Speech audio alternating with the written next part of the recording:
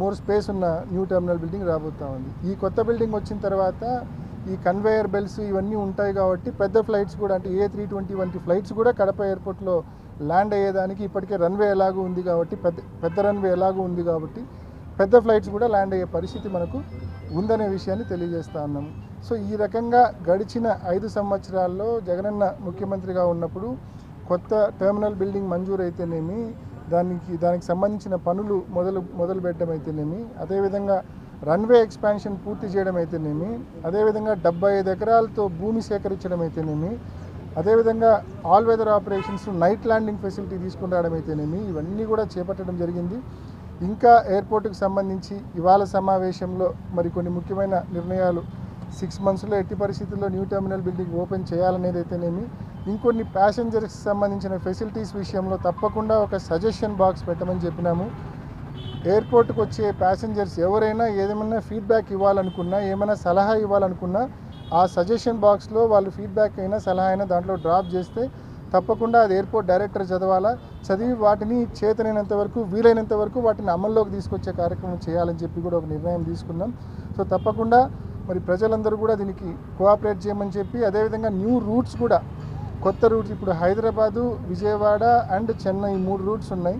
Hyderabad daily flight ఉంది, ఎప్పుడు full ఉంటా ఉంది. దాన్ని రోజుకు 2 ఫ్లైట్లు వస్తే బాగుంటుందనే విషయం కూడా ఆ ప్రయత్నం కూడా ఇవాళ నుంచి చేయబోతూ ఉన్నాం. అదేవిధంగా చెన్నైకి విజయవాడకు డైలీ ఆల్టర్నేట్ డేస్ బదులు డైలీ ఒక ఫ్లైట్ ఉంటే మంచిదనే అభిప్రాయం కూడా వచ్చింది. ఆ దిశగా కూడా ప్రయత్నం చేయబోతూ ఉన్నాము.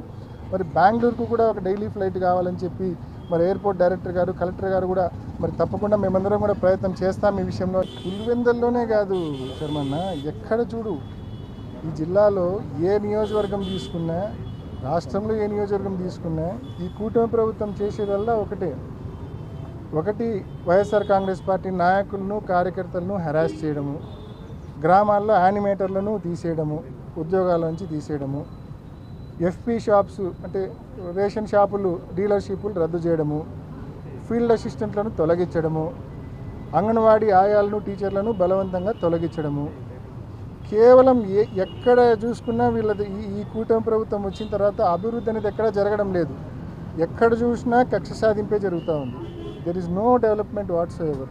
ఇందాక మీరు చెప్పినట్టు రైతుల గురించి నిన్న జరిగిన ఇష్యూ అయితే కన్నా ఒక గవర్నమెంట్ ఆఫీసరు రైతుల దగ్గర శనగలకు డబ్బులు కట్టించుకొని అబ్స్కాండ్ అయిపోయినాడు.